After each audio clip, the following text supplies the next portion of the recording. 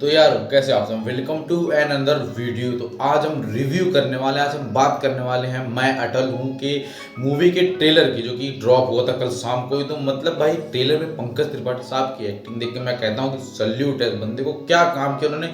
पूरा अटल बिहारी वाजपेयी के एक्सेंट को, उनके हाथ लाने के तरीके को, उनके बोलने के एक्सेंट को, उनकी बॉडी लैंग्वेज को काफ़ी अच्छे से अपने अंदर उतारा है और वो स्क्रीन पर हमें देखने को मिल जाता है। भाई पंकज त्रिपाठी जी जैसे एक्टर यार बॉलीवुड मतलब मेरे फेवरेट एक्टर में से एक हैं वो।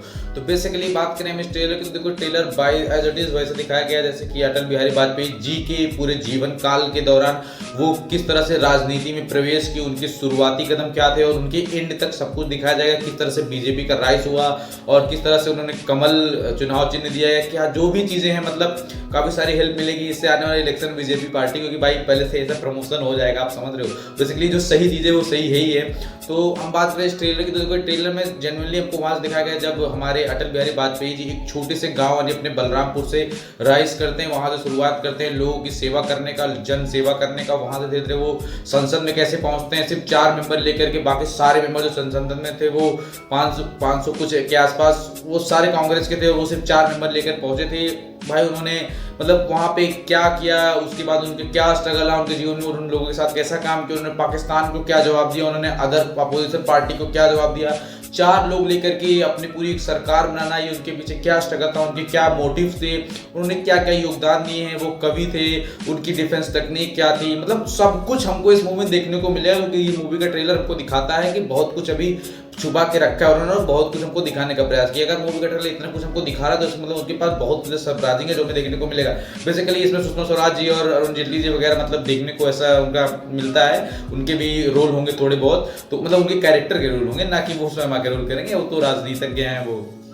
तो बेसिकली उनके रोल होंगे और इसमें हमको नरेंद्र मोदी जी भी देखने को मिलेंगे, उनको ट्रेलर में दिखाई नहीं गया कि भाई वो भी तो बीजेपी से और इनके श्री अटल बिहारी वाजपेयी जी के बाद उन्होंने कमान संभाली थी आईटॉन, जहाँ तक मुझे जानकारी है।